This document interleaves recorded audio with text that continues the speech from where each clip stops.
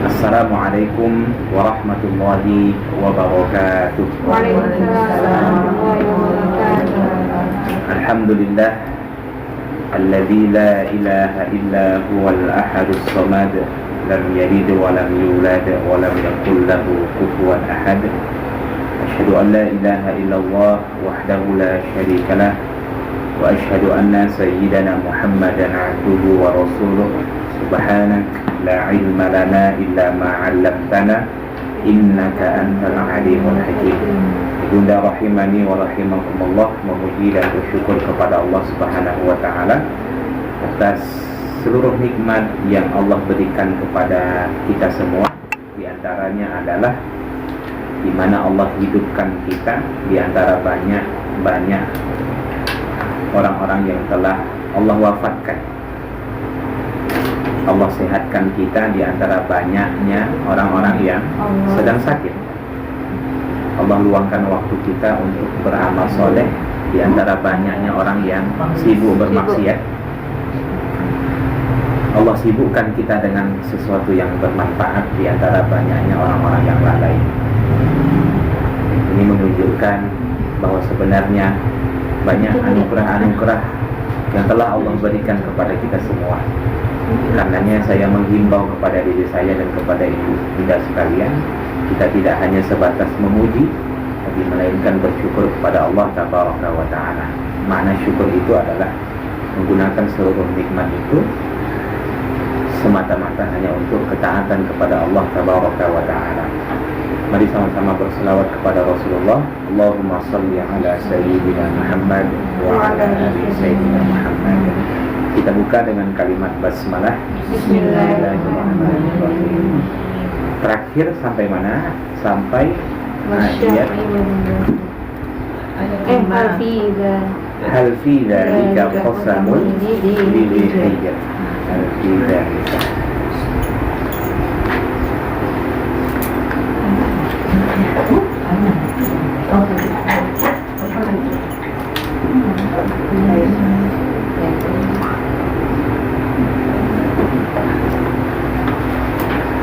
Ayat kelima ya, berarti kita masuk ayat ke-6 ya. Ibunda rahimani wa rahimakumullah, di dalam surah ini di awal-awal Allah bersumpah ya. Sudah kita bahas pada pertemuan sebelumnya, di mana Allah bersumpah demi waktu fajar, kemudian demi malam, kemudian demi yang genap dan yang ganjil, kemudian demi malam apabila telah berlalu.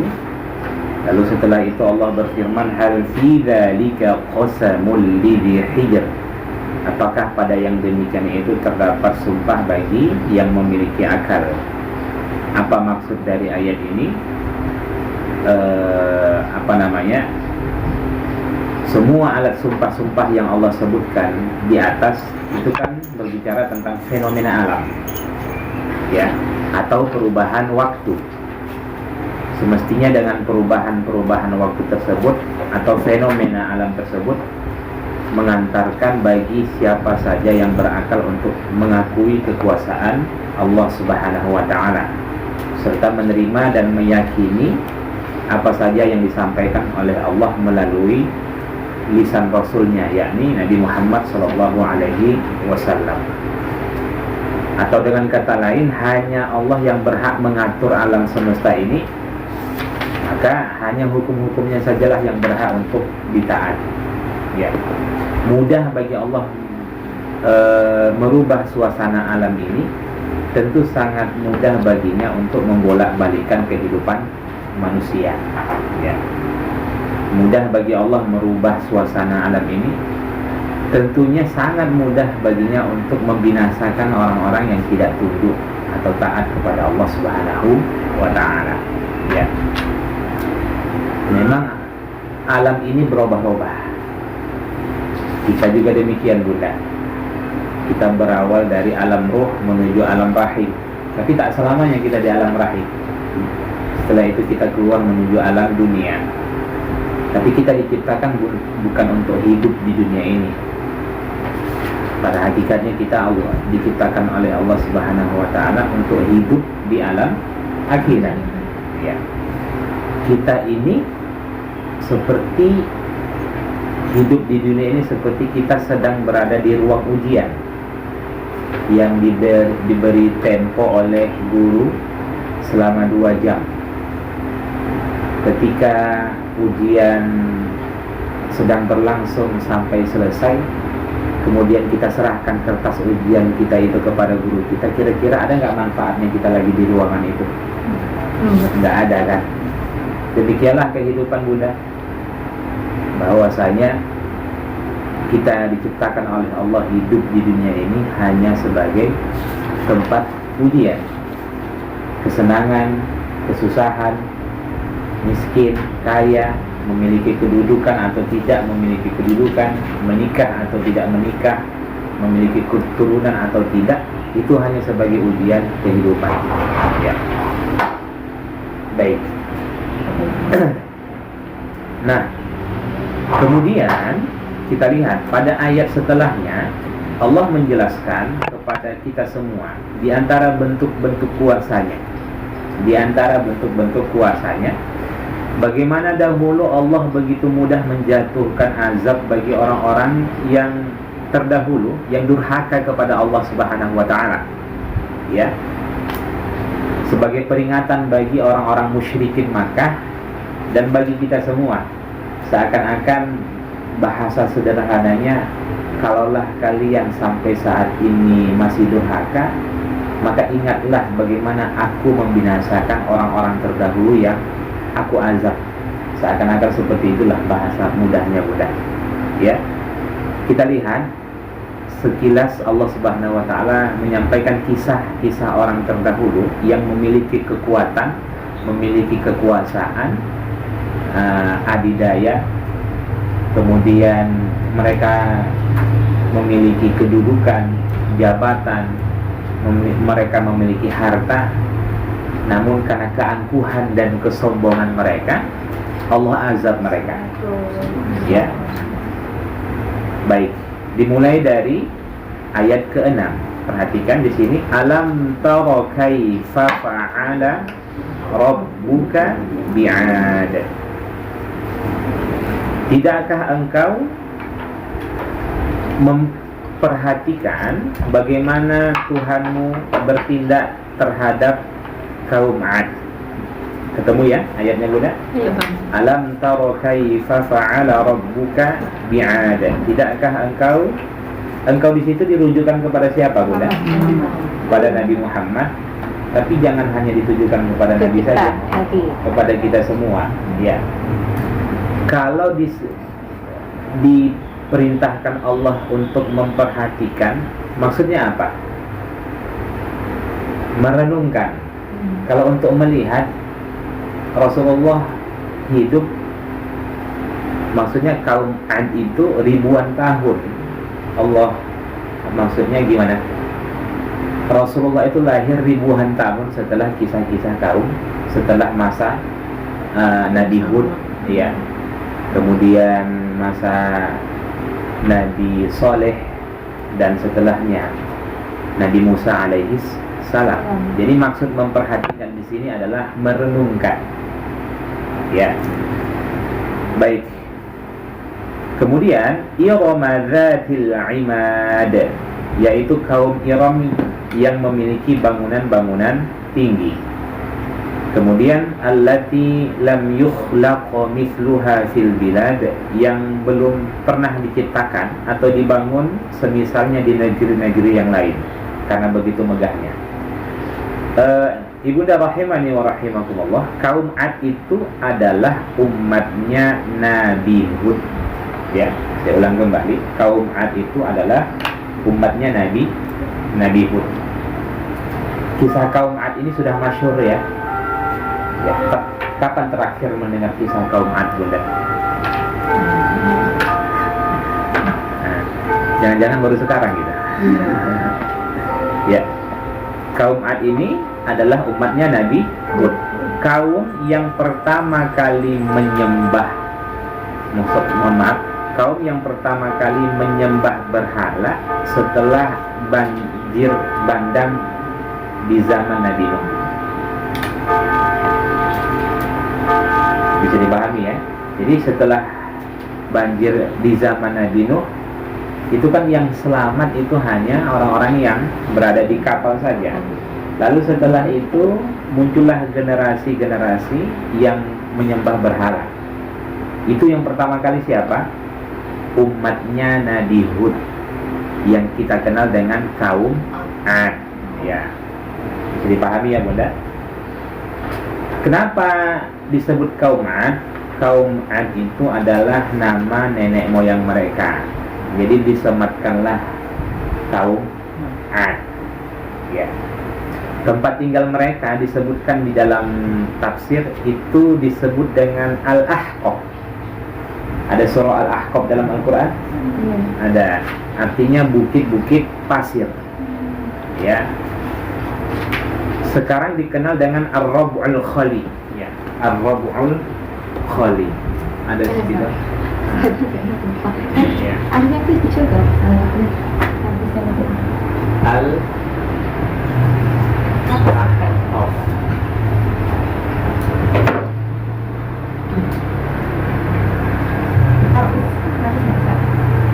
Apa mula? Habis.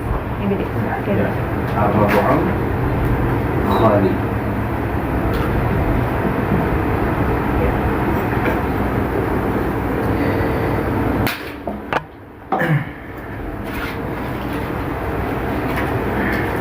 Ar-Rab'ul Khali ini maknanya tempat yang sunyi, sedangkan Al-Ahqaf artinya bukit-bukit pasir. Ya.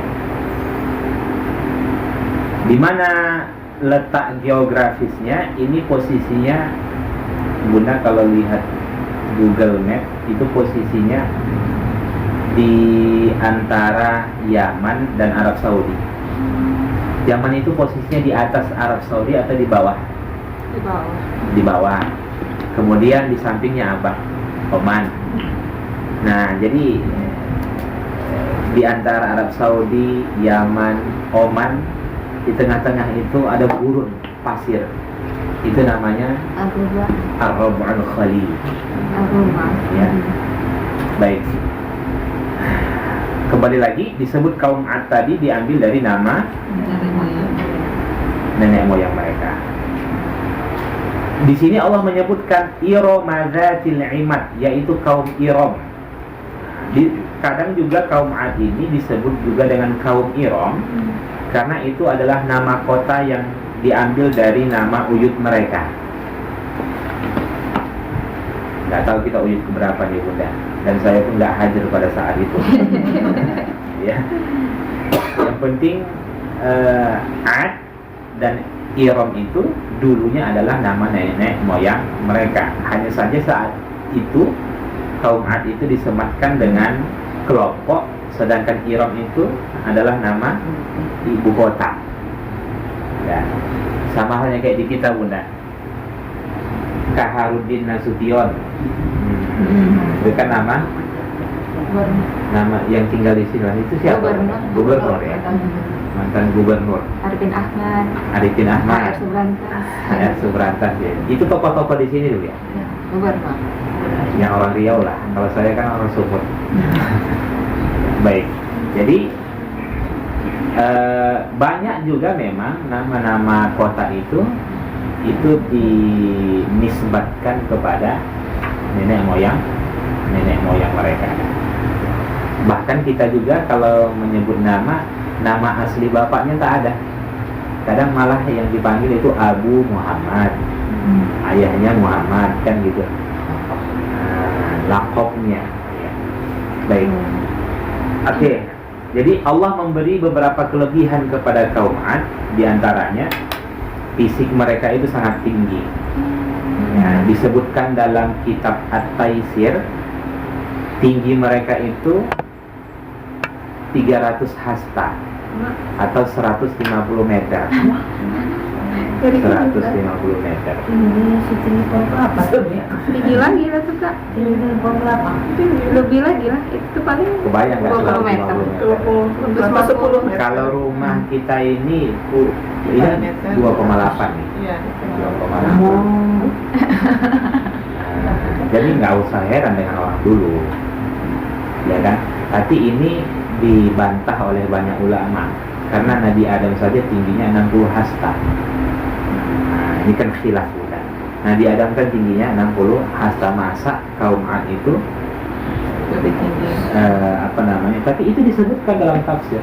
Nah, jadi kalau 300 hasta itu 150 meter, berarti kalau 60 hasta Nabi Adam itu 30 meter. 2 hasta itu 1 meter. Tapi kita nggak tahu hasta yang mana ya. Ini kan hasta kita ini, ya kan? Nah, berarti 2 kali kan, buatlah 1 meter ya. Ya. Baik. Jadi intinya mereka memiliki fisik yang tinggi dibandingkan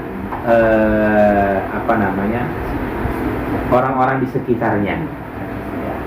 Kemudian disebutkan juga di dalam kitab At-Taisir, tubuh mereka itu kekar dan kuat. Sampai-sampai apabila mereka marah pada suatu kampung, satu orang saja dari kaum Ad itu melempar batu besar, maka mati semua penduduknya.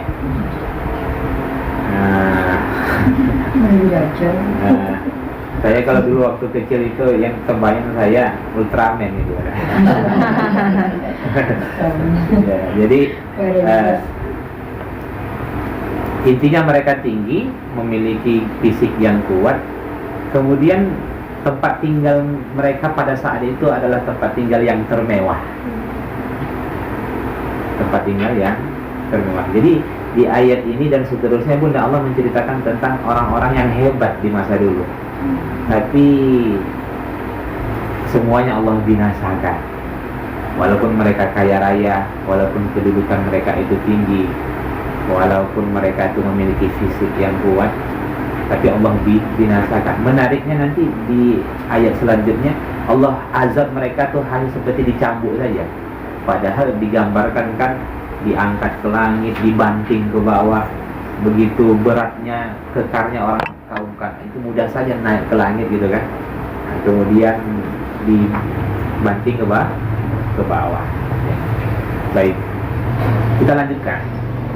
Kemudian wasamudal ladzina jabus sakhra bil wad, dan terhadap kaum Samud yang memotong, atau bisa juga dimaknai memahat, ya, batu-batu besar di lembah. Kaum Samud umatnya siapa Bunda? Nabi Soleh. Kalau kaum Ad tadi umatnya siapa? Nabi Hud. Nah, mereka tinggal, ini sudah umum ya, mereka tinggal itu di dalam bukit yang telah mereka pahat. Makanya disebutkan di sini terhadap kaum Samud yang memotong atau memahat batu-batu besar di lembah. Di saat negeri-negeri lain itu Bunda, pada saat itu rumah mereka, atap mereka itu dari pelepah, kemudian tiang mereka itu dari kayu. Kaum Samud itu dari mana? Bukit-bukit itu yang mereka pahat. Bunda kalau umroh pergi menuju Al-Ula, sekitar 20 km dari Al-Ula itu nanti sampai ke tempat yang namanya Madain Soleh. Nah, disitulah tempat kaum Samud, masih ada peninggalannya. Nah, ada yang sudah pernah ke sana? Insya Allah nanti kita ke sana. Tapi nggak boleh kalau nggak dalam keadaan menangis. Harus. Nah, karena Nabi melarang kita untuk pergi ke tempat orang-orang yang dahulu diazab, kecuali dalam keadaan menangis. Kalau tidak menangis, berpura-puralah menangis.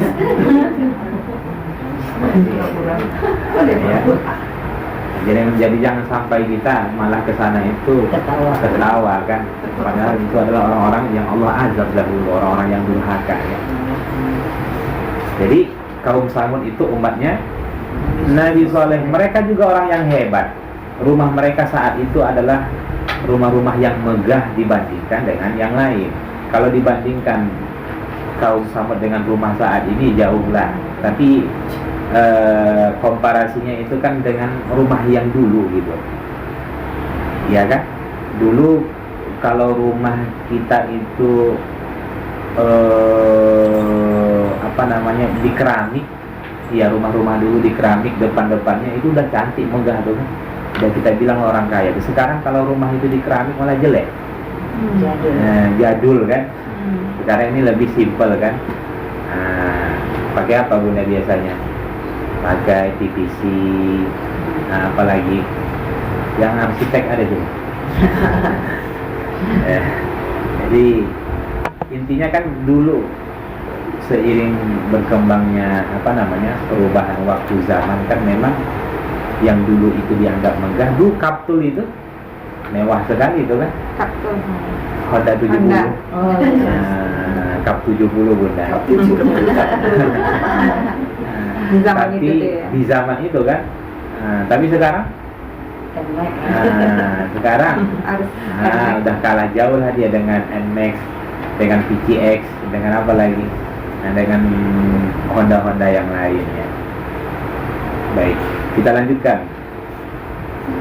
Wa fir'auna dzil autad, dan terhadap Fir'aun yang memiliki autad, pasak-pasak.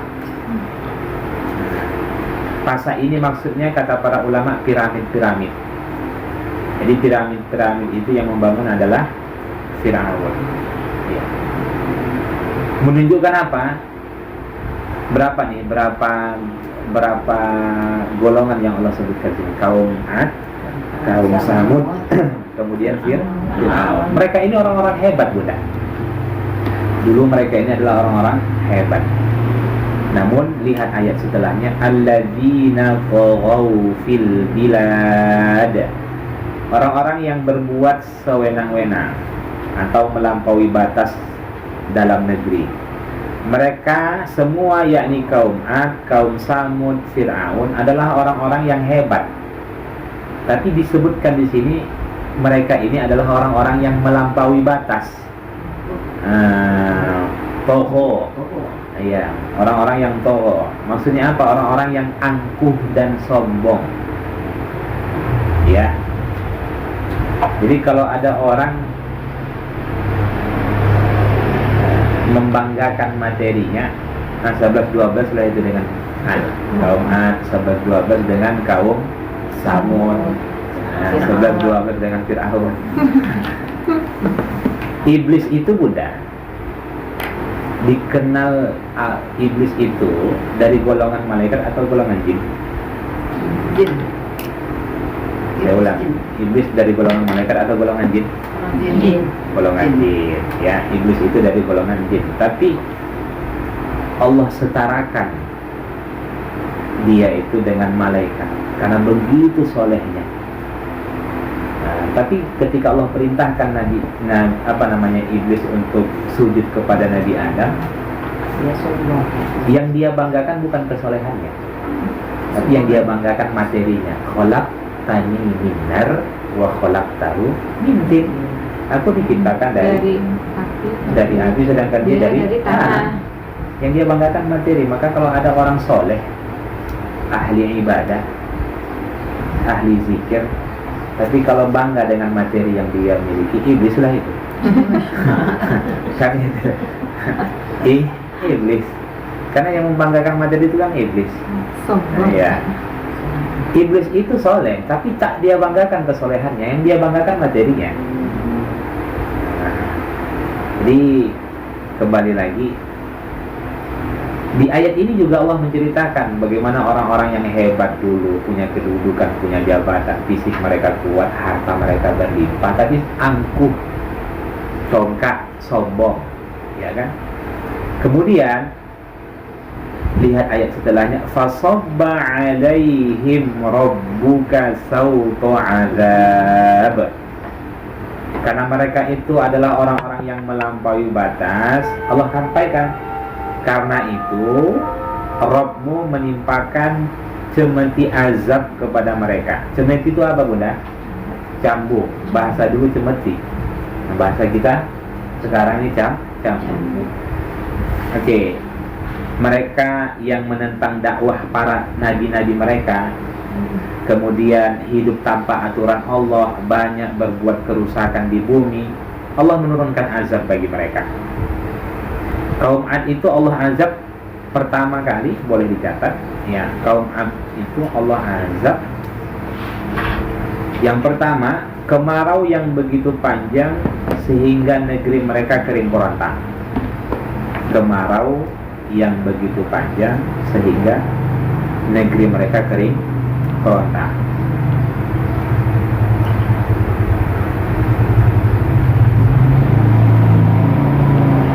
Yang kedua, lalu Allah datangkan awan gelap.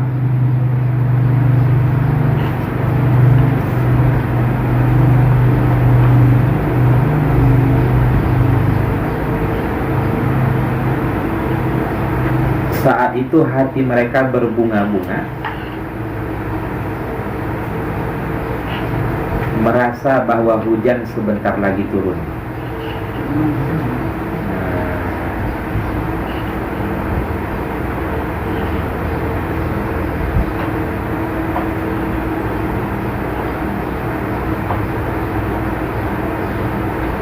Kemudian hujan turun disertai dengan angin topan. Hujan turun bunda, tapi disertai dengan angin topan. Dingin dan suara petir yang amat kuat.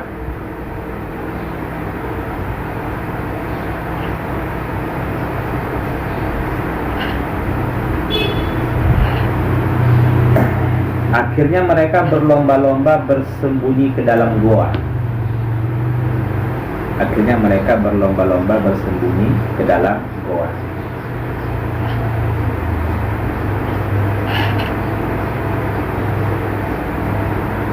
Angin tersebut masuk ke dalam goa.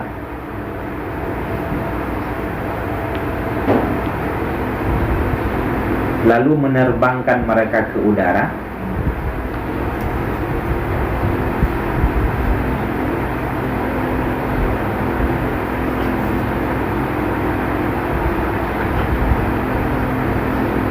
Dan angin itu masuk ke dalam tubuh mereka.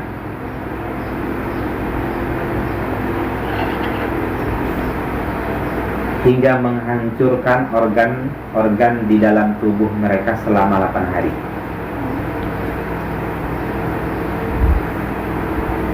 Masuk angin saja gimana Bunda? Bagaimana ya? Angin masuk ke dalam tubuh mereka Selama 8 hari. Setelah itu angin tersebut menjatuhkan mereka ke daratan dengan kepala terlebih dahulu.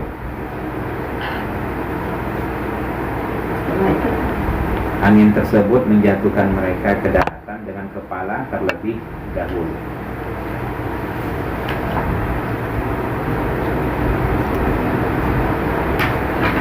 Digambarkan, nggak perlu ditulis Bunda, digambarkan di dalam surah Al-Qamar. Nanti Bunda boleh buka dalam surah Al-Qamar ayat 20.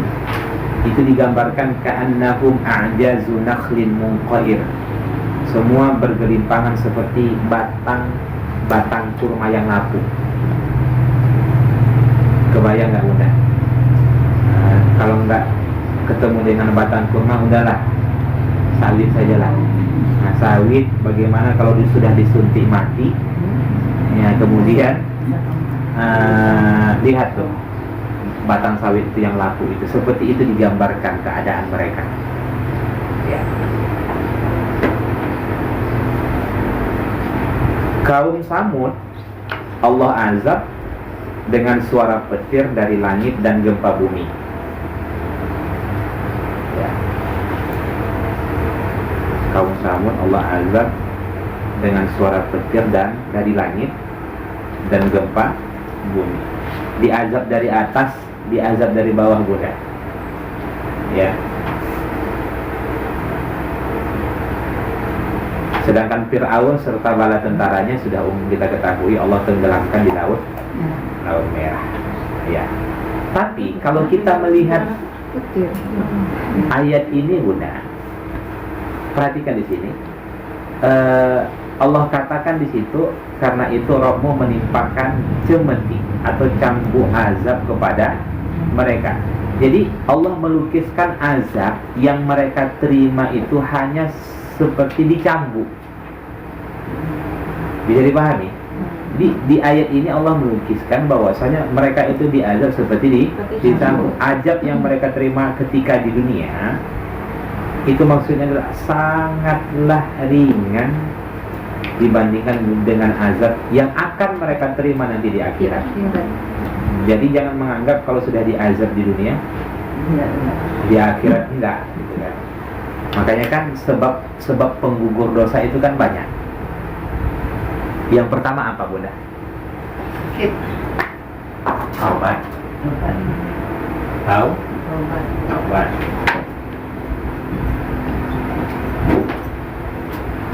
Yang kedua, istighfar. Sebab-sebab penggugur dosa. Yang ketiga, amal soleh. Amal soleh. Yang keempat, doa kaum mukmin. Yang kelima,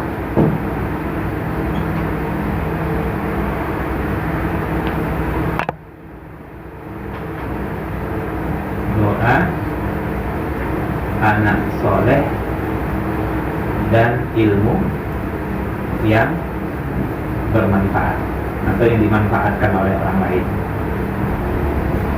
Yang keenam, musibah. Yang ketujuh, doa. Yang kedelapan, Apa tuh Pak? Toko. doa. DOGH. Nanti kita jelaskan Bunda. Kemudian proses yang menyulitkan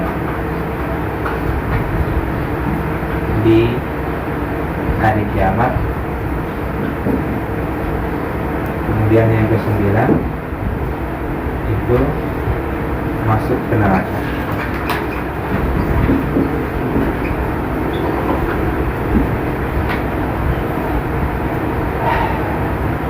Tapi ini Bunda hanya dikhususkan bagi mukmin saja ya, tidak kepada orang-orang kafir. Jadi orang mukmin itu gini, taubat itu kalau taubatnya diterima, yang terhapus dosa apa? Kalau taubatnya diterima, yang terhapus dosa apa? Besar dan kecil. Besar dan kecil. Ada yang tingkat 10 syafaat Nabi. Syafaat Nabi.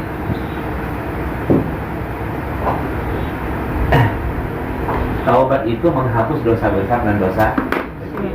Istighfar yang menghapus, yang terhapus dosa apa? Kecil. Dosa kecil. Sejuta kali kita istighfar, yang terhapus dosa apa? Dosa kecil. Tak akan bisa istighfar itu menghapus dosa-dosa. Apa beda taubat dengan istighfar? Taubat dengan menyesali, taubat perilaku, istighfar. Respon dalam bentuk tindakan, mudahnya gitu Bunda. Sedangkan istighfar itu respon dalam bentuk ucapan, penyesalan, tapi dalam bentuk tindakan. Jadi contoh gini, seseorang itu tidak akan diampuni dosanya kalau dia tidak tinggalkan perbuatan maksiat itu. Nah, dia mesti tinggalkan, itulah yang disebut dengan taubat. Kemudian setelah itu dia sesali, itu amalan hati. Kemudian dia bertekad untuk tidak mengulang kembali, itu yang disebut dengan taubat. Sedangkan istighfar itu penyesalan dalam bentuk lisan. meminta maghfirah, meminta ampunan kepada Allah Subhanahu wa taala. Amal soleh. Amal soleh itu menghapus dosa besar atau dosa kecil? Kecil. Dosa kecil. As-salawatul khams. Salat 5 waktu. Al-Jum'ah ila Jum'ah, antara dari Jumat ke Jumat. Ar-Ramadan Iya, Ramadan. ila Ramadan, dari Ramadan ke Ramadan.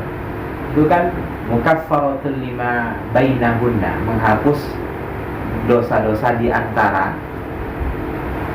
Kemudian lima istanabal kabair, sepanjang dia tidak melakukan dosa besar. Artinya yang terhapus hanya dosa-dosa kecil. Ramadan itu kita puasa Ramadan yang terhapus dosa apa? Kecil. Dosa kecil. Sholat Jumat yang terhapus dosa apa? Kecil.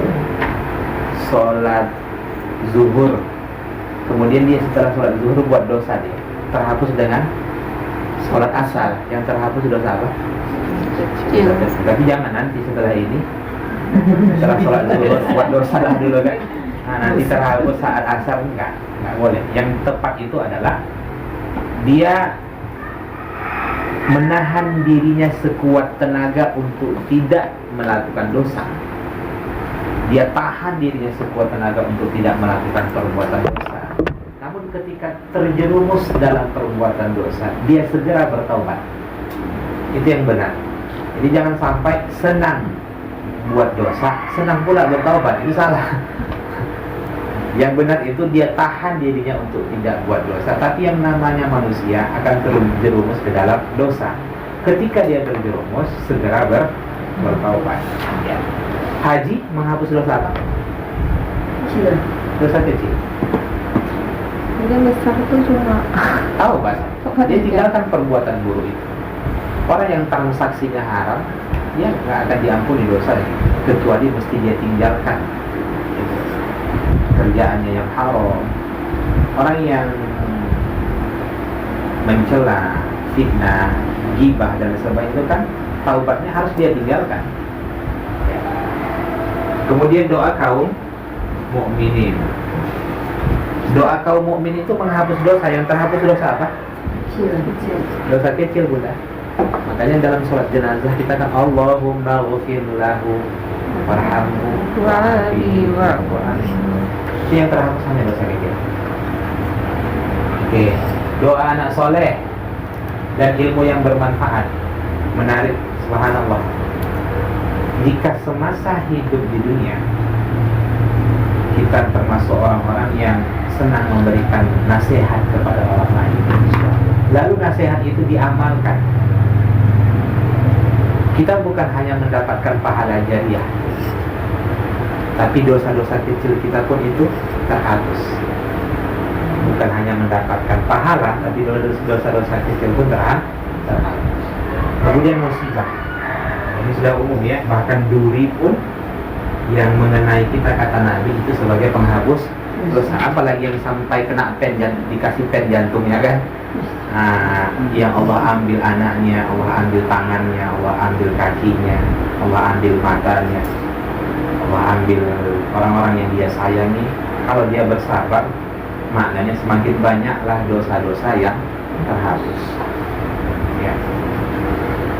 Itu seakan-akan begini, kalau saya mudahkan Bunda. Saya sebenarnya sayang denganmu, tapi saya tunggu sholatmu tak ada, bermasalah. Saya tunggu zikirmu, bermasalah. Saya tunggu istighfarmu, bermasalah juga. Tapi saya ingin dosa-dosamu itu terhapus. Tapi dari sisi amalan, tak ada amalanmu yang dapat menghapus dosa. Tapi saya timpakan musibah. Nah, mudahnya seperti itulah. Dautoh itu apa? Himpitan di alam kubur. Ini bukan azab ya Bunda, bukan azab, tapi seseorang yang tidak terhapus dosanya ketika di dunia, masih ada sedikit dari dosa yang dia bawa mati. Nanti dia akan dihimpit di alam kubur. Tujuannya apa? Untuk menghapus dosanya. Dia bukan azab, tapi hanya sebatas himpitan kecil yang pasti akan dialami kalau dosanya tidak terhapus semasa hidup. Kemudian setelah itu, kalau juga ternyata dosanya juga belum terhapus, maka dia akan mendapatkan, menerima proses-proses yang menyakitkan di hari kiamat. Bisa dipahami, artinya ada orang yang masuk surga tanpa hisab. Dia masuk surga, tapi mesti 10.000 tahun dulu. Nah, itu juga menghapus dosa. Baik, syafaat Nabi, ini kata para ulama, menghapus dosa besar dan dosa kecil. Dosa besar dan dosa kecil. Artinya syafaat Nabi itu berlaku bagi pelaku dosa besar maupun dosa kecil. Tapi ingat, sepanjang umatnya itu tidak mati dalam keadaan membawa dosa syirik. Artinya kalau dia mati dalam keadaan membawa dosa syirik, Nabi tidak bisa memberikan syafaat. Kemudian terakhir, masuk ke dalam neraka. Masuk ke dalam neraka itu juga sebagai penghapus dosa. Iya kan? Setelah dosanya habis baru masuk surga. Ya, pilihan ada pada Bunda, ingin dihapus di dunia atau hapus di neraka? Di dunia. Alhamdulillah masih normal.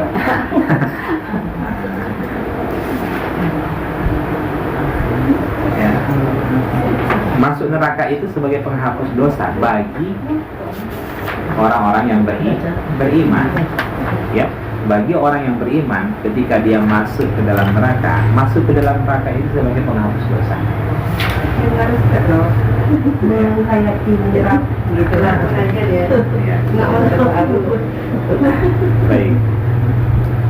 Jadi kalau orang-orang kafir itu diazab mereka di dunia, di alam barzakh mereka diazab, nanti di akhirat diazab.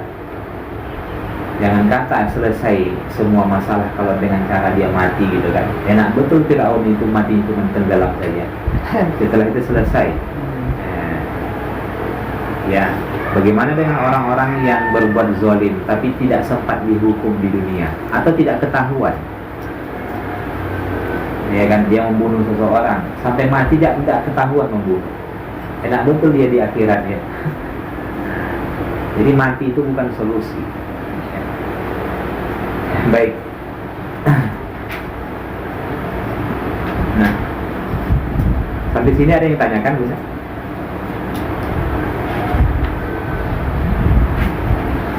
Kalau taubatnya diterima masih ini Ustaz, masih disiksa gitu. Kalau ternyata taubatnya itu menghapus seluruh dosanya, taubatan nasuha. Kan yang disiksa itu kan yang mati dalam keadaan membawa dosa. Kalau ternyata terhapus dosanya semasa hidup atau mati dalam keadaan tidak membawa dosa, ini tentu dia tidak mendapatkan azab di alam barzakh dan di alam mahsyar atau di alam akhirat. Yang mendapatkan azab itu kan ada dosa-dosanya yang tidak terhapus semasa hidup atau mati dalam keadaan membawa dosa. Makanya di antara ciri-ciri orang yang bertakwa itu kan disebutkan dalam surah Qaf. Coba Bunda buka surah Qaf. Orang-orang yang nanti masuk ke dalam surga tanpa hisab. Kita lihat, artinya dia tidak akan mendapatkan proses-proses yang menyakitkan nanti di padang mahsyar. Coba surah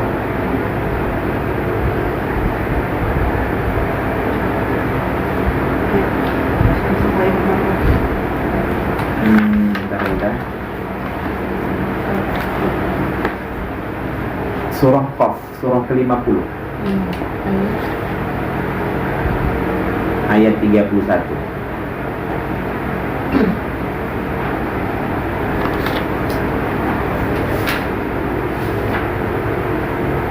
Ketemu?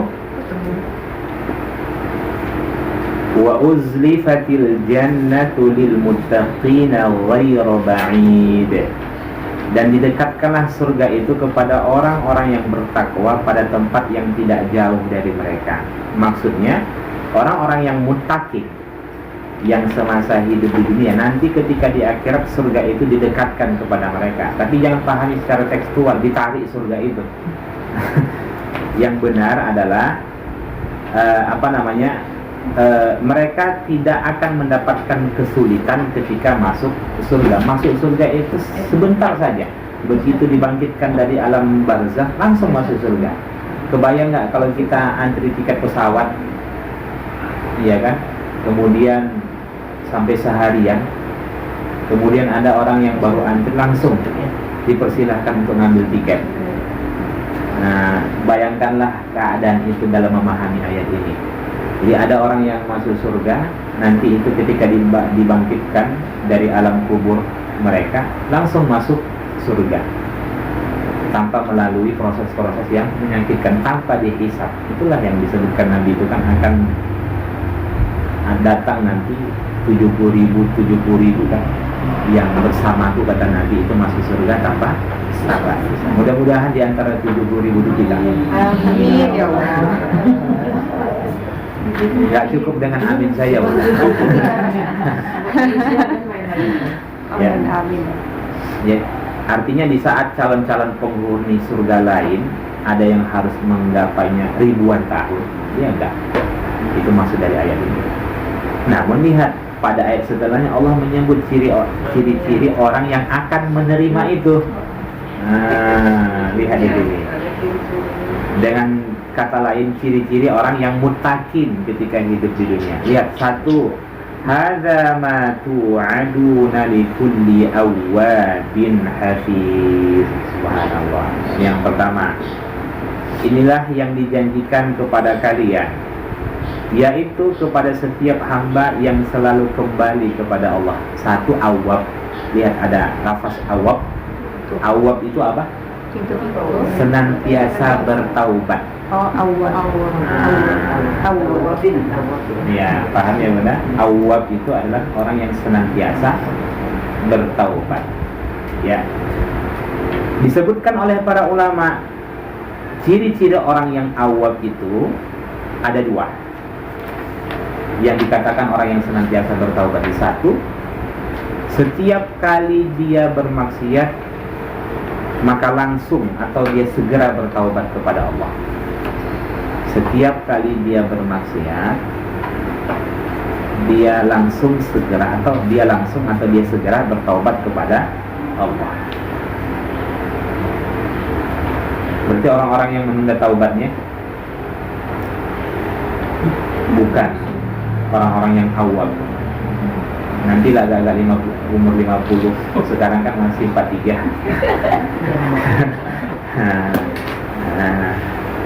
Baik, nanti kalau sudah punya cucu baru maksimal. Sekarang agak-agak buat dosa kecil-kecil nggak apa-apa lah. Itu bukan awal. Yang kedua, meskipun dia tidak bermaksiat, dia selalu bertaubat kepada Allah.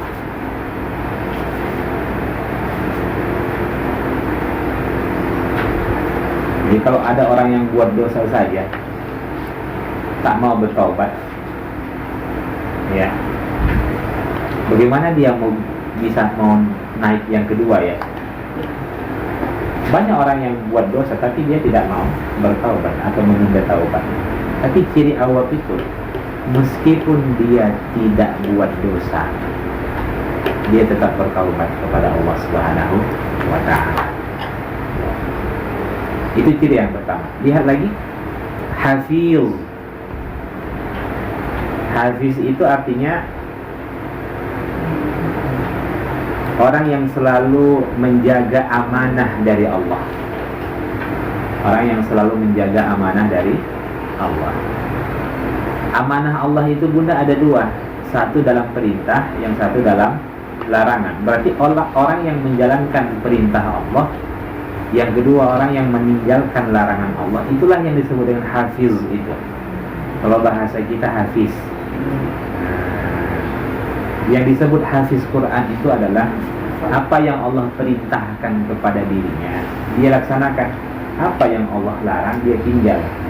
Kalau dia hafal Quran, tapi masih mada jadi hafal, nah, itu bukan hafiz.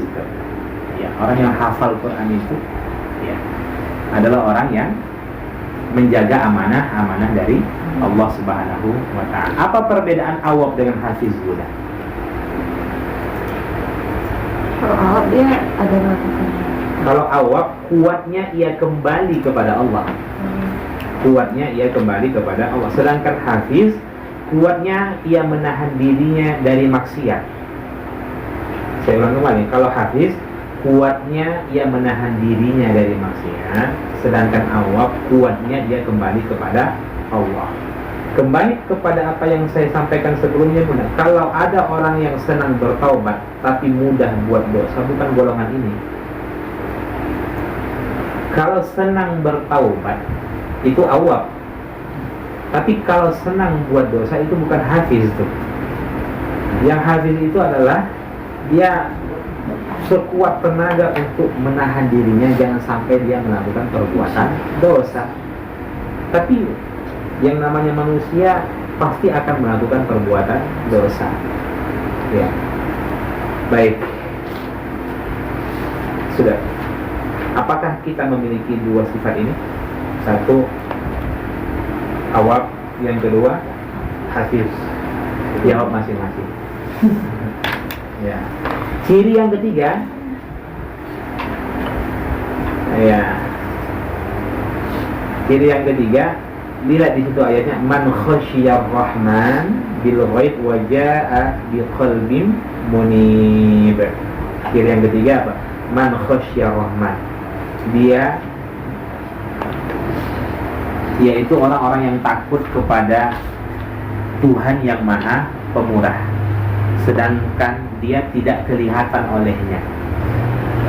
Apa maksud Bunda takut kepada Allah meskipun tidak terlihat olehnya?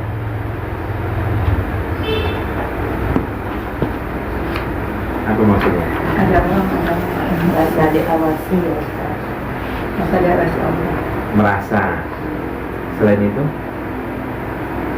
berarti rasa takutnya itu dengan iman. Maksudnya rasa takutnya itu dengan iman. Dia tidak melihat Allah, tapi rasa takutnya kepada Allah itu kuat sekali. Buahnya, dia tidak akan bermaksiat, baik baik di halayak ramai maupun saat sendiri. Kalau ada orang tidak buat dosa di halayak ramai, itu bukan takut. Bisa jadi dia bukan takut kepada Allah, tapi takut kepada manusia. Kenapa dia nggak mencuri? Karena orang lihat. Coba kalau orang nggak lihat, dia mencuri. Berarti takutnya kepada siapa? Kepada manusia. Kalau lagi kesal dia dengan suaminya, ngedumel dia. Ngedumel, paham ngedumel kan Bunda? Ngomong tapi nggak didengar oleh suami. Ngedumel, tapi nggak mengumpat. Maksudnya nggak gibah. Kalau gibah itu kan ada lawan bicara. Ngedumel itu, jadi 10 juta yang dikirim 1 juta. Nah itu kan. Nah contoh tuh Bunda. Atau macam-macam lah, ngedumel. Bunda lah yang paling paham tuh. Bunda yang paling paham dia. Oke. Itu tapi berani nggak dia ngomong itu depan suami? Banyak yang nggak berani. Ngedumel ya, berarti takutnya kepada suami atau takutnya kepada Allah? Kepada suami. Ini dosa juga Ustaz. Dosa kecil. Dia minta maaf Ustaz. Kalau didengar oleh suami dosa besar. Kalau didengar dosa besar, tapi kalau nggak didengar dosa kecil. Bisa lah istighfar Ustaz. Nah. Baik. Kemudian wajaa biqalbin munib, dan dia datang dengan hati yang bertaubat. Maksudnya ketika dia matinya itu Bunda dalam keadaan bertaubat, itu munib. Artinya dia tidak membawa dosa. Jadi ada 4. 1 awab, yang kedua hafiz, yang ketiga khasyar rahman, yang keempat munib. Artinya apa? Dia bukan tak buat dosa ketika hidupnya, Bunda. Dia bukan tidak buat dosa ketika hidupnya, namun dosa itu tak dia bawa saat ia kembali kepada Allah. Jadi pahami ya? Dia bukan tidak buat dosa, namun dosa itu tidak dia bawa sampai mati. Makanya ciri-ciri muttaqin itu bukan tak buat dosa. Ciri-ciri muttaqin itu malah buat dosa. Tapi ketika dia buat dosa, dia segera kembali kepada Allah. Baik. Kemudian Allah menyeru mereka, udkhuluha bisalam, dzalika yaumul khulud. Masukilah surga itu dengan aman. Itulah hari kekekalan. Artinya apa? Masuklah ke surga itu dengan keselamatan, tanpa melalui kesedihan, tanpa melalui penderitaan, tanpa melalui proses-proses yang tidak menyenangkan atau yang menyakitkan. Itulah orang-orang yang masuk surga tanpa hijab. Berita bahagianya apa? Apa berita bahagia untuk kita? Bahwa ternyata orang-orang yang masuk surga tanpa hijab itu bukan tak buat dosa, malah mereka yang buat dosa. Tidak ada peluang ya. Ya. Tapi ingat, dia mesti hafiz. Dia memang sekuat tenaganya untuk menahan dirinya dari perbuatan maksiat. Jadi kalau umpamanya ketemu dengan orang ini, kalau ketemu saya dengan kawan ini, pasti ikut menggibah saya. Ya kan, dia tahan sekuat tenaga agar jangan sampai ketemu dengan orang tersebut. Itu maksudnya. Tapi kalau enggak masalah, ya kan, tipisnya gibah tipis saja. Masuk dia. Apakah itu hafiz? Yes. Nggak banyak kok ambilnya, paling cuma Rp1.000 saja, kan nggak ketahuan. Kalau nyolong 1 M kan banyak. Tapi kalau nyolong Rp1.000, kalau ada orang-orang seperti, apakah itu disebut dengan hafiz? Karena berapapun jumlahnya, sekecil apapun itu, kalau bukan haknya, itu haram, tetap dihitung dosa besar. Ya. Baik, balik lagi Bunda ke surah Al-Fajr tadi. Jadi kembali lagi.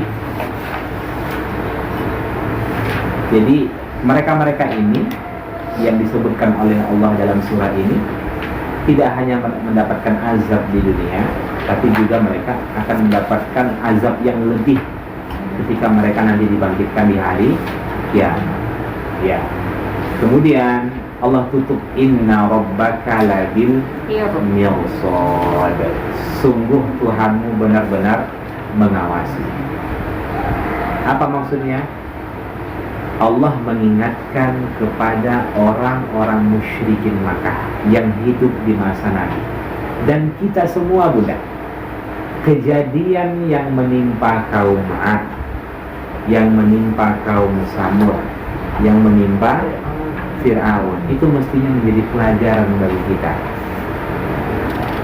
Allah ingatkan, tak sedikit pun Allah luput dari kedurhakaan yang dilakukan oleh hambanya. Kenapa? Karena Allah itu senantiasa mengawasi. Ya. Setiap huruf yang kita ucapkan, Bunda, setiap huruf yang kita tulis, setiap gerakan, setiap pandangan mata kita, setiap langkah kita, itu selalu diawasi oleh Allah. Dan semua itu pasti akan kita pertanggungjawabkan nanti di hari kiamat.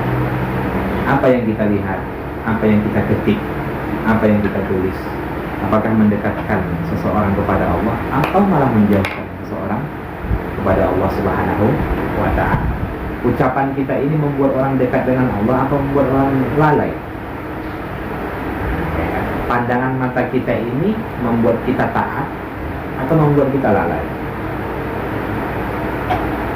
Langkah kaki kita ini menuju ketaatan atau menuju ke suatu tempat yang sia-sia, yang tidak mendatangkan manfaat untuk akhirat kita. Apakah itu nanti akan kita pertanggungjawabkan? Ya, hanya saja yang sia-sia itu tak ada dosanya, tak ada kebaikannya. Rugilah. Memang tak dihitung dosa, tapi tak ada kebaikannya kan. Kalau kita melangkahkan kaki kita ke tempat-tempat perbuatan, ke tempat-tempat atau tempat-tempat dosa, sudah pasti itu dihitung dosa. Tapi kalau ke tempat yang sia-sia, tidak berdosa, tapi tidak juga mendatangkan kebaikan untuk akhirat kita, kan sia-sia. Ya, kembali lagi, apapun yang kita dengar, ya, yang kita lakukan, yang kita lihat, semuanya akan kita pertanggungjawabkan. Tidak ada satupun yang luput budak. Kalau kita masing-masing ditanya berapa orang yang Bu Endang gibahi semasa hidup, ingat? Enggak. Terus kalau nggak ingat, andai kata ingat, ungkapan-ungkapan saja yang Bu Endang sampaikan kepada orang yang digibahi. Ini contoh. Ya kan. Ingat Bunda, ungkapan-ungkapan buruk yang Bunda lakukan semasa hidup, dari awal sampai sekarang. Perkataan-perkataan buruk yang Bunda lontarkan kepada pasangan, kepada anak, Bunda ingat? Nggak ingat sepenuhnya kan, tapi Allah ingat. Iya. Itulah al-mirsad itu. Ya, kita memang melupakan kesalahan kita, tapi Allah tidak akan pernah melupakan kesalahan kita. Tapi rahmat Allah menghapus hukuman-hukuman dari kesalahan kita, tapi tidak akan pernah melupakan kesalahan kita. Paham perbedaan? Makanya nanti walaupun dosa kita itu dihapuskan oleh Allah, maksudnya adalah hukuman dari dosa itu yang dihapuskan. Tapi nanti di akhirat dosa itu akan kembali Allah ingatkan. Kamu jam sekian menggunjing orang, tapi karena kamu segera bertobat, hukumannya saya hapuskan. Tapi diingatkan kembali nanti di hari kiamat. Dosa itu tidak akan terhapus, hukumannya yang dihapus. Dengan kata lain, catatan kriminal kita itu tidak akan pernah hilang sekalipun kita bertaubat.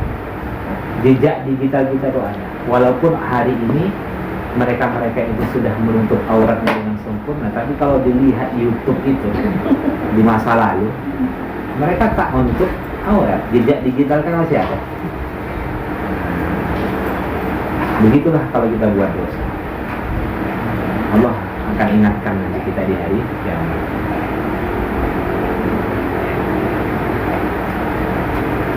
Mudah-mudahan Allah ingatkan dosa-dosa itu hanya antara kita dengan Allah saja. Jangan sampai Allah ingatkan dosa itu di hadapan orang kan. Jadi Bu, ini si Endang dulu menggunjing mertuanya. Nampak saja semasa hidup manis-manis saja nih, senyumnya dan lain sebagainya, tapi selalu dia gunjing. Pas di situ mertua udah.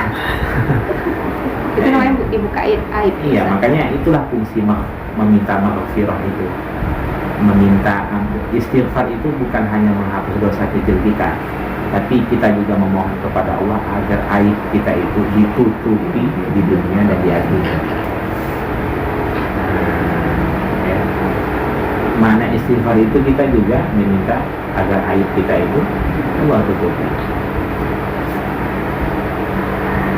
Baik, insya Allah kita lanjutkan nanti ayat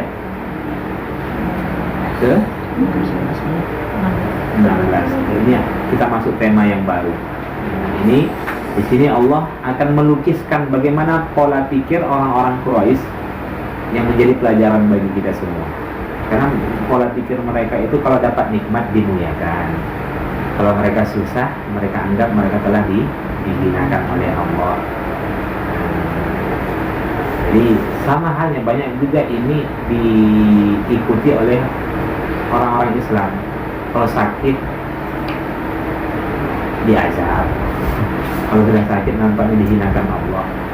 Tidak, pemikiran-pemikiran seperti itu nanti Allah luruskan. Ada orang menganggap kalau senang hidupnya nggak dapat masalah, berarti dia sedang berada di jalan yang lurus.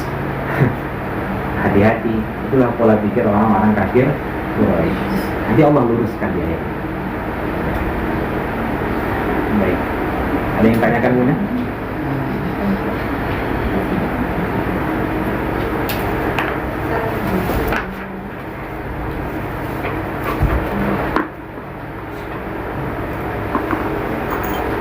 Silakan.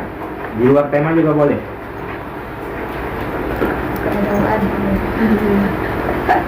Biasa buat apa namanya?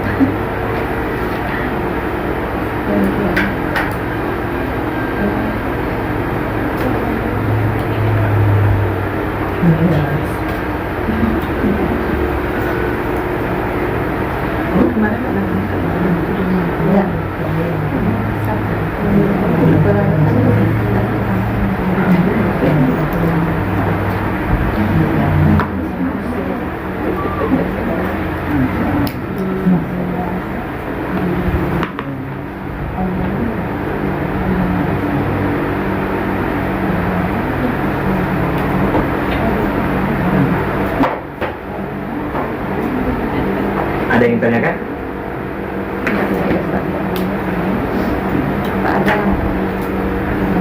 Dari gimana nunggu dosa-dosa Terlalu banyak sampai bingung. lagi merenungi dosa-dosa. Banyak. Yang pasti kita ini tak luput dari perbuatan dosa. Kullu bani Adam khata'. Setiap anak Adam itu pasti pernah melakukan kesalahan, pasti pernah berbuat dosa. Tapi harus tertanam apa namanya, taubat itu memang serius. Jadi benar-benar memang dia tinggalkan perbuatan itu, kemudian dia sesali, dia bertekad untuk tidak mengulang kembali. Kayak gibah itu susah Ustaz. Udah tobat Ustaz, besok ada lagi topik yang baru. Gibah lagi Ustaz. Minta taufik juga. Minta taufik ya. Dia nggak diterima tuh yang lewat itu kan Ustaz kan udah menggibah nih misalnya tobat tuh kan besok ulang lagi, berarti yang tobat sebelum nggak diterima berarti kan Ustaz, karena diulang lagi kan. Bukan karena diulang, kalau diulang itu pasti akan terjadi. Tapi munculkah di dalam hatinya tekad yang kuat memang tidak lagi melakukan itu? Ada nggak dalam hati itu tertanam dengan kuat atau keteguhan dalam hatinya? Memang di dalam hati itu, ya Allah, aku sesali perbuatan itu, aku bertekad untuk tidak mengulang kembali. Itu yang dimaksud dengan taubat itu. Jika ternyata di kemudian hari dia melakukan perbuatan dosa, taubat lagi. Taubat lagi seperti itu. Tapi bukan berarti kalau bertobat, ya Allah, aku sesali perbuatan dosa. Aku tahu itu perbuatan dosa. Aku tahu itu dosa. Tapi nggak bisa kutinggalkan ya Allah. Agak-agak 2 minggu lagi nampaknya kulakukan. Itu bukan taubatan nasuha. Ada sudah muncul dalam hatinya itu, nampaknya aku akan lakukan lagi. Sudah ada perencanaan di situ gitu. Jadi itu tidak dikatakan taubatan nasuha. Jadi sampai muncul tekad yang kuat dalam hatinya untuk tidak melakukan yang demikian. Jadi kalau orang itu ngomong Ustaz, diam aja kita Ustaz. Nggak usah ditanggapi. Kalau ternyata kita itu merasa iman kitanya lemah, menjauh, jaga jarak. Orang suruh ruangan Ustaz, jadi kadang kan yang di ruangan. Ya udah, kalau seperti itu, kalau di jam kerja ya sudah diam. Ya jangan jangan ditanggapi. Mulutnya lain sebenarnya habis gibah, tidak terasa. Lain rasanya juga, hati ini juga lain. Tapi itulah kita kadang Membicarakan keburukan orang lain itu boleh, tapi ada sebab-sebabnya. Apakah dia membicarakan keburukan orang lain tujuannya untuk meminta fatwa? Nah, ya kan? Iya kan. Kemudian apakah dia membicarakan keburukan orang lain karena memang yang dibicarakan itu adalah memang orang yang sudah terang-terangan buat maksiat? Itu boleh. Kalau dia adalah orang yang terang-terangan buat maksiat, boleh kita membicarakan keburukan. Tapi kalau sepanjang dia masih menyembunyikan dosa-dosa yang dia lakukan, jangan dibuka. Ya kan? Kalau ternyata memang dia adalah orang yang terang-terangan, memang nggak malu dia buat dosa. Seperti artis-artis itu, dia bilang ini nggak apa-apa, bicarakan saja. Nah, karena dia sudah terang-terangan melakukan keburukan, dia nggak menyembunyikan keburukannya. Yang nggak boleh itu dia sembunyikan keburukannya. Dia bilang dia tahu anaknya itu tak sholat, tapi dia sampaikan kepada temannya. Padahal kalau anaknya tahu dia dibicarakan dia tak sholat, marah kali anaknya, itu dosa. Jangankan orang lain, sedangkan keturunan kita bilang, anak itu tak sholat loh, itu dosa. Apalagi keburukan orang lain. Jadi kecuali dia meminta fatwa, Ustaz, anak saya ini tak sholat, apa sikap saya? Tapi yang namanya meminta fatwa itu memang dia meminta kepada orang yang diharapkan bisa memberi solusi. Dia kadang perempuan ini dia bukan minta solusi, yang penting keluar saja. Nah, yang mau ngasih solusi kamu atau tidak, yang penting kau dengarkanlah cakap tuh. Daripada bertumpuk di dalam hati ini sakit kan udah keluarkan kan gitu kan. Nah, itu bukan meminta fatwa. Atau dia membicarakan keburukan orang lain dengan tujuan supaya jangan orang-orang tersebut ikut mendapatkan kezaliman seperti apa yang dia rasakan. Itu boleh. Itu boleh. Si Paijo itu kalau minjam uang sama nggak pernah dia bayar. Boleh. Nah, sampaikanlah kepada teman-teman. Jadi kalau ada dia minjam uang, jangan pinjamkan. Nanti macam yang aku rasakan. Boleh. Supaya dia jangan menjadi korban selanjutnya. Nah, tujuan kan supaya jangan dia menjadi korban selanjutnya. Itu boleh. Itu kan yang disampaikan oleh Imam Nawawi kan, di antara sebab-sebab kita dibolehkan membicarakan keburukan orang lain. Kita boleh membicarakan keburukan orang lain dengan tujuan mengadukan ketidakadilan. Itu boleh. Kalau bunda umpamanya mendapatkan KDRT lah contoh. KDRT, kekerasan dalam rumah tangga, tak tahan lagi, ingin masuklah delik aduan, mengadu kepada polisi, iya kan? Terus setelah itu ditanya polisi, kamu kenapa alasan kamu mengadu kepada kami? Saya mau bicarakan keburukan suami saya, tapi takut saya gibah Pak Polisi. Ya pulang aja lah. Boleh, itu namanya ya sudah, ke hakim pun gitu, nggak takut gini, nggak takut gibah, enggak, itu kan mengadukan ketidakadilan gitu kan. Bunda kalau mau melapor bagaimana orang itu dituntut kalau bunda nggak bicarakan kesalahan orang lain kan? Bahkan di depan pengadilan mesti ada saksi, ya kan, harus disampaikan apa keburukan yang dia lakukan. Ada sebab-sebab tertentu. Bisa dipahami ya. Memang itu penyakit yang sulit, yang cepat menyebar di masyarakat dan sulit untuk disembuhkan. Memang diakui itu benar, penyakit membicarakan keburukan orang lain itu. Dampaknya itu aib kita akan dibuka oleh Allah. Aib kita akan dibuka. Kalau memang aib kita tak dibuka di dunia, bisa jadi nanti di akhirat. Ada lagi? Banyak-banyak berdoa, Rabbana la tuzigh qulubana ba'da idh hadaitana wa hab lana min ladunka rahmah innaka antal wahhab.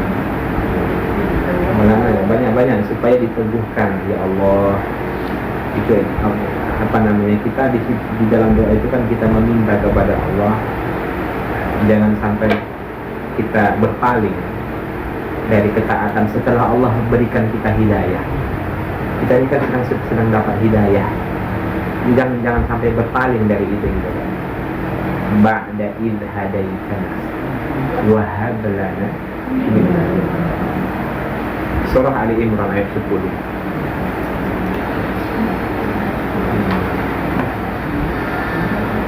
Ini meminta supaya bagaimana Ustaz agar teguh dalam ketaatan. Dari A sampai Z doanya tak ada minta istiqomah. Iya. Gimana Allah memberikan apa namanya taufiknya kan? Kalau ternyata kalau diurut doa kita itu tak ada itu yang minta itu. Yang ada, ya Allah kasih suami saya pekerjaan yang bagus. Ya Allah luluskan anak saya. Kemudian apa lagi? Kasih jodoh anak saya. Apa lagi Bunda? Dunia semua.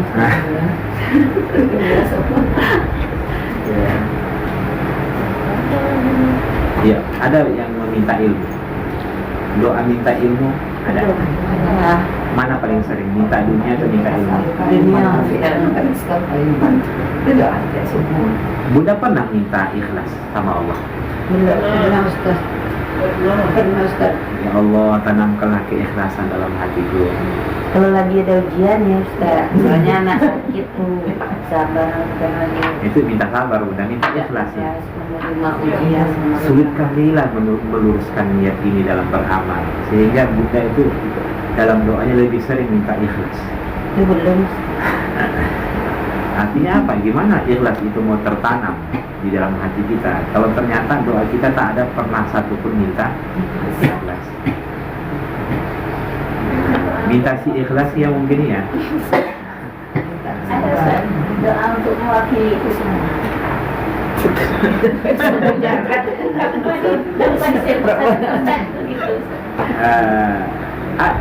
Ya doa satu jangan lah ya. Rabbana atina fid dunya hasanah wa fil hasanah tidak ada mana atau